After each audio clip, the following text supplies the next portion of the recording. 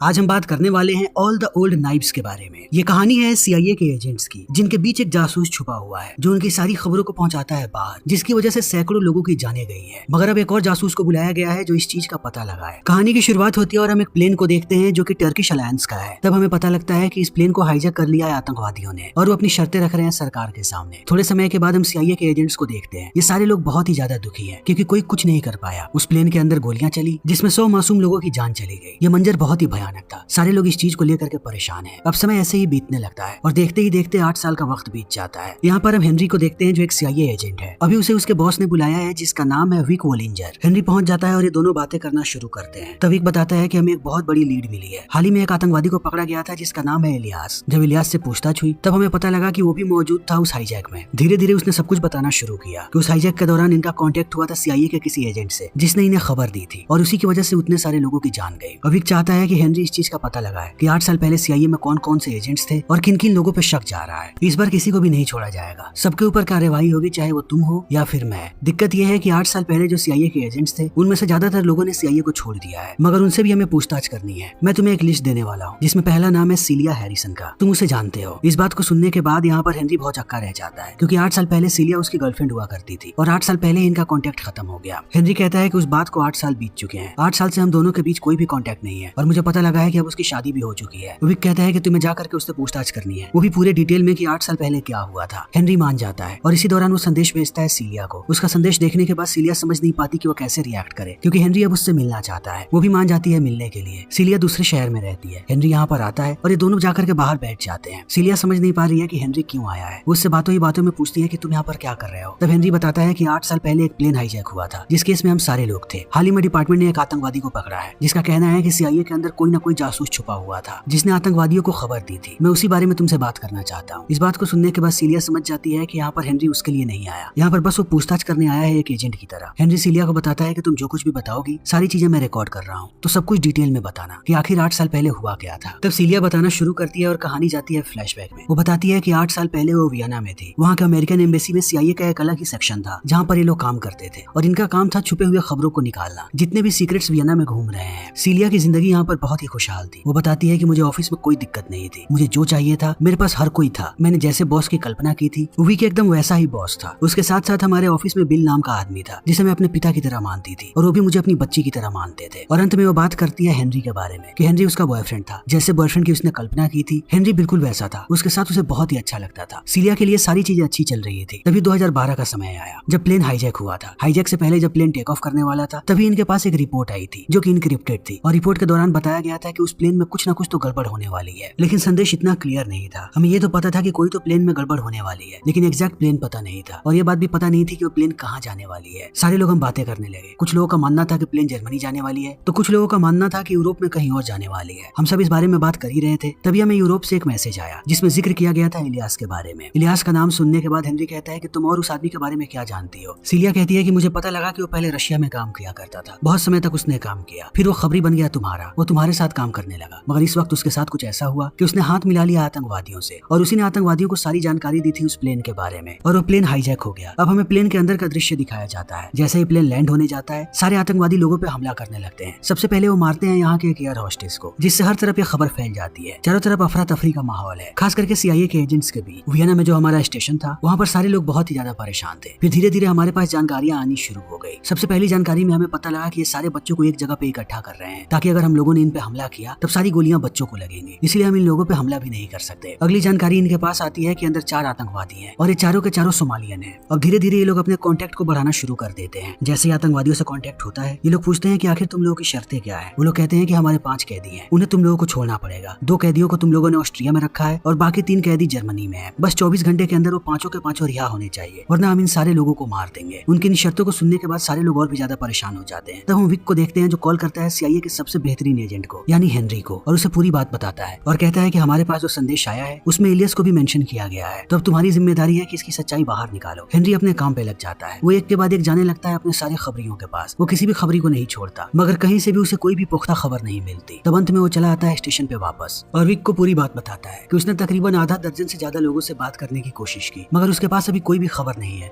कुछ भी हो सकता है, या तो ये लोग बहुत ही ज्यादा चालाक है या तो फिर किसी को कुछ पता ही नहीं है। विक कहता है कि एलियस का क्या हुआ, उसका नाम हमारे पास आया और वो तुम्हारे लिए ही काम किया करता था। हेनरी कहता है कि बहुत समय से वो मेरे कांटेक्ट में नहीं है, मुझे अब पता भी नहीं कि वो कहाँ पर है। इतना बताने के बाद वो पहुंच जाता है सीलिया के पास और उससे भी ये सारी बातें बताता है। ये लोग बातें कर ही रहे होते हैं, तभी बिल आ जाता है यहाँ पर और वो इन्हें कहता है कि विक ने एक मीटिंग बुलाई है, सारे लोगों को वहाँ चलना है। अब सब जाकर के बैठ जाते हैं। विक कहता है कि ये मामला बहुत ही ज्यादा गंभीर होते जा रहा है, हमारे सारे के सारे एजेंट्स लगे हुए हैं। हाल ही में हमें पता लगा कि हमारे खबरी मिडिल ईस्ट में हुआ करता था जिसका नाम है अहमद नजर, और अहमद अभी उसी फ्लाइट में मौजूद है जिस फ्लाइट को हाईजैक किया गया है। उसने कुछ चीजें भेजी हैं जो हमारे लिए बहुत ही इंपॉर्टेंट हो सकती है। उसने पूरी डिटेल बताई है कि अंदर सिर्फ 4 लोग हैं और 4 लोगों में से 2 लोगों के पास ही हथियार है, मगर ये लोग बहुत चालाक है। सारे बच्चों को ये लोग फर्स्ट क्लास में लेकर के जा रहे हैं। इन्हें पता है कि कोई भी एंट्री वहीं से करेगा और वो तैयार है। उन्हें पता है कि बच्चों को देखने के बाद कोई भी गोली नहीं चलाएगा, लेकिन अहमद ने यह भी बोला है कि दूसरी तरफ से हमला हो सकता है। अगर प्लेन के नीचे से आने की कोई कोशिश करे तो वो बड़े ही आसानी से अंदर घुस जाएगा। इन बातों को सुनने के बाद सीलिया कहती है कि आखिर हम लोग हमले के बारे में बात ही क्यों कर रहे हैं, हमें हमला क्यों करना है। हमला बहुत ही खतरनाक साबित हो सकता है, हमें एक नेगोशिएटर को बुलाना चाहिए जो उनके साथ नेगोशिएट करे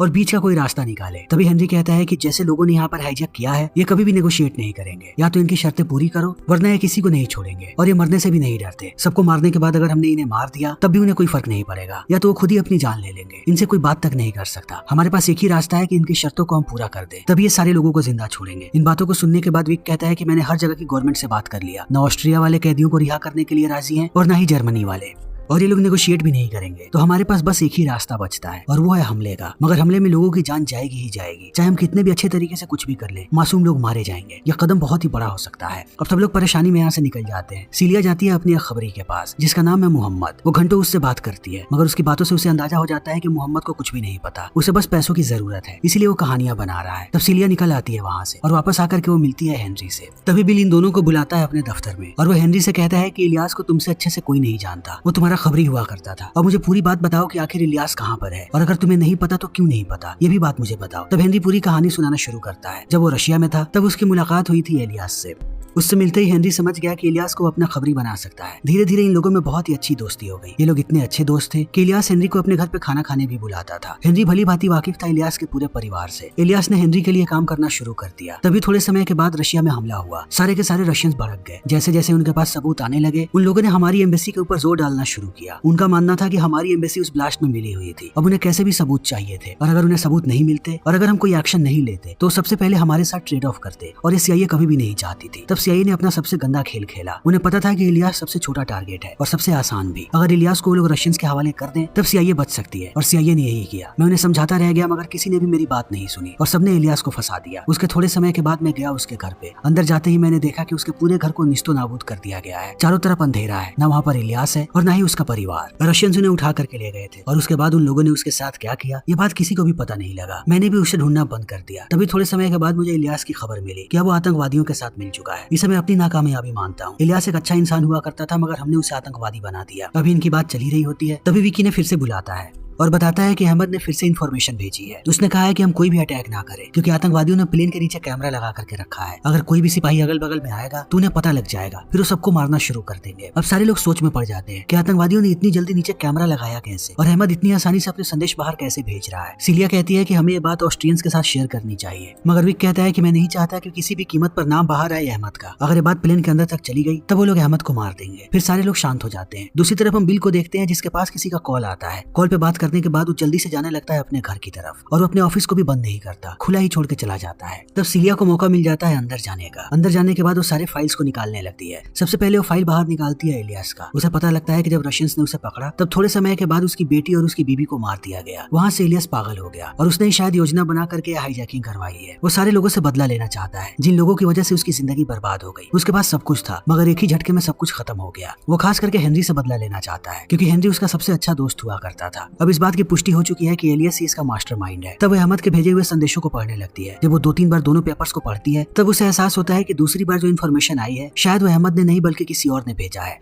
पहला वाला संदेश अहमद ने भेजा था, उसमें उसने लिखा था आई डू नॉट, मगर जो दूसरा वाला संदेश आया है उसमें लिखा है आई डोंट। यानी सीलिया समझ चुकी है इस बात को कि अहमद के बारे में अंदर शायद उन्हें पता लग गया और उसके बाद शायद उन लोगों ने अहमद को मार दिया या फिर पकड़ लिया। और दूसरा संदेश उन लोगों ने खुद भेजा है ताकि ये लोग कोई भी हमला ना करें। मगर अब सीलिया के लिए सबसे बड़ी परेशानी का सबब ये है कि आखिर आतंकवादियों को अहमद के बारे में कैसे पता लगा, क्योंकि अहमद के बारे में सिर्फ यहाँ के लोगों को पता था। यानी इनके बीच ही कोई ना कोई जासूस छुपा हुआ है जो इनके साथ गद्दारी कर रहा है। अब मुझे कैसे भी उसके बारे में पता लगाना था। तब सबसे पहले मैंने सबके कॉल रिकॉर्ड्स निकलवाए। स्टेशन से जितने भी कॉल किए गए थे मैं सबको देखने लगी। यहाँ पर मुझे एक अटपटा नंबर मिला जो कि तेहरान का नंबर था। मैंने तुरंत उस पर कॉल किया। सामने वाले बंदे ने कॉल उठा करके रशियन में हेलो कहा। मैं समझ गई कि रशियन में हेलो सिर्फ एक ही बंदा कह सकता है और वो है इलियास, यानी कि ये कॉल इलियास के पास गया है। तब मैंने पता लगाया कि ये कॉल आखिर गया कहाँ से। थोड़ी देर के बाद मुझे पता लगा कि बिल के ऑफिस से इस कॉल को घुमाया गया है और बिल के ऑफिस में सीलिया के अलावा सिर्फ बिल ही रहता है। अब सीलिया और भी ज्यादा कंफ्यूज हो जाती है। तभी उसे पता लगता है कि बाहर कोई हलचल हुई है। बाहर आकर के वो देखती है कि आतंकवादियों ने अहमद को मार करके बाहर फेंक दिया और वो चिल्ला करके कह रहे हैं कि तुम्हें क्या लगा तुम हम पे जासूसी कर सकते हो, ऐसे जासूसों को हम ऐसे ही सजा देते हैं। इतना कह के वो उसकी लाश को बाहर फेंक देते हैं। अब सीलिया और भी ज्यादा परेशान है क्योंकि अहमद की जान चली गई। फिर कहानी चली आती है वर्तमान समय में। सीलिया कहती है कि 8 साल पहले जब मैंने सीआईए को छोड़ा मैं कैलिफोर्निया चली गई। तब मेरे पास एक एजेंट आया था जिसका नाम था कार्ल। वो मेरे से बहुत सारी जानकारियां हासिल करना चाहता था मगर मैंने उसे कुछ भी नहीं बताया। इतना कहने के बाद वो शांत हो जाती है। तब हेनरी उससे कहता है कि तुम मुझे ये बताओ कि जिस दिन वो इंसिडेंट हुआ उसके अगले दिन तुम मुझे छोड़ करके क्यों चली गई, मुझे बिना कुछ बताए। इस बात को सुनते ही सीलिया रोने लगती है और कहानी जाती है फ्लैशबैक में। हम सीलिया को देखते हैं जो इतने इंसिडेंट होने के बाद बहुत ही ज्यादा परेशान है। उसे समझ में नहीं आ रहा कि वो क्या करे। तब वो चली आती है घर पे वापस और देखती है कि हेनरी यहीं पर है। तब ये दोनों करीब आते हैं और इंटीमेट होते हैं। इंटीमेट होने के बाद हेनरी चला जाता है नहाने। तब सीलिया उसका फोन उठाती है और जब सारे कॉल रिकॉर्ड्स को चेक करती है तो उसे वही तेहरान वाला नंबर मिलता है। जिस चीज को देखने के बाद इस बात की पुष्टि हो जाती है कि वो खबरी कोई और नहीं बल्कि हेनरी ही है। हेनरी ने ही आतंकवादियों को बताया है अहमद के बारे में। सीलिया हेनरी से कहती है कि तुमने ऐसा क्यों किया, क्या मिला तुम्हें डिपार्टमेंट को धोखा दे करके। तुम्हारी वजह से 100 से ज्यादा लोग मारे गए जिनका किसी चीज से कोई लेना देना नहीं था। आखिर तुमने आतंकवादियों को खबर क्यों दी। तभी हमें प्लेन का दृश्य देखने को मिलता है। जैसे ही आतंकवादियों को अहमद के बारे में पता लगा उन लोगों ने उसे मार दिया। उसके बाद उन्हें ये बात भी पता लगी कि कोई भी देश कैदियों को छोड़ने के लिए राजी नहीं है, अब बस ये लोग नेगोशिएट कर सकते हैं। इस बात को सुनने के बाद ये लोग भड़क गए। इन्हें पता था कि अगर यहाँ के लोगों पर ये लोग गोलियां चलाएंगे तो बाहर से सिपाही आ सकते हैं। इन्हें जो भी काम करना था शांति से करना था। तब अंदर उन लोगों ने गैस रिलीज किया जो कि जहरीला था। उस गैस के कारण सारे के सारे लोग मारे गए। उसके साथ साथ अंदर जो आतंकवादी थे वो भी मारे गए। अगले दिन ये खबर बाहर आई। इतने सारे लोगों के मौत के बाद सीलिया पागल होने लगी। उसे नफरत होने लगी अपनी नौकरी से और बाकी चीजों से। उसे हेनरी से भी नफरत हो गई।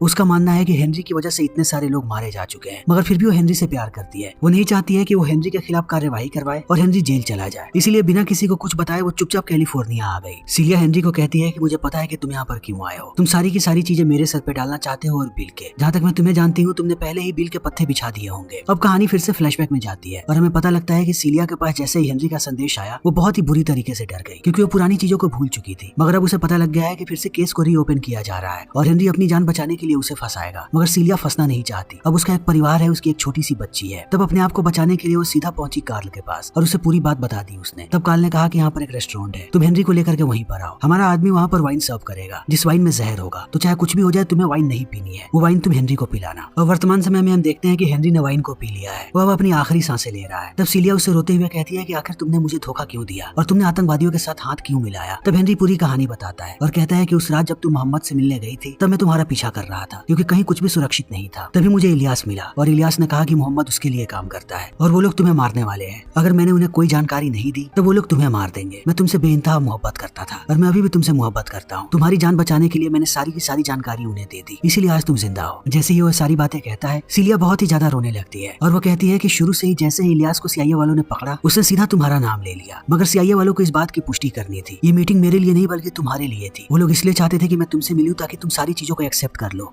अब सीलिया को भी एहसास हो रहा है कि उसने गलत किया है, लेकिन अब बहुत देर हो चुकी है। सीलिया के सामने ही हेनरी अपना दम तोड़ देता है। सीलिया अंदर से टूट चुकी है। उसे इस बात का एहसास हो रहा है कि जिस आदमी ने अपनी पूरी जिंदगी कुर्बान कर दी उसे बचाने के लिए, उसी के मौत के षड्यंत्र में शामिल है सीलिया। वो रोते हुए यहाँ से निकल जाती है। तभी हम कार्ल को देखते हैं जो कॉल करता है विक को और विक को बताता है कि यहाँ पर हेनरी मारा गया है, इस केस को तुम बंद कर दो। तब हमें एहसास होता है कि बहुत समय पहले से कार्ल विक से मिला हुआ था। विक को इन पे शक था, इसीलिए जैसे ही सीलिया वहाँ से आई विक ने कार्ल को भेज दिया उसके पास। मगर इनके हिसाब से हेनरी के मौत के साथ साथ अब हमेशा के लिए केस बंद हो चुका है और इसी के साथ ये फिल्म यहीं पर खत्म हो जाती है। तो दोस्तों हमारी आज की वीडियो यहीं पर खत्म होती है। अगर आपको हमारी ये वीडियो पसंद आई हो तो इसे लाइक करें, शेयर करें और चैनल को सब्सक्राइब करें। Thank you.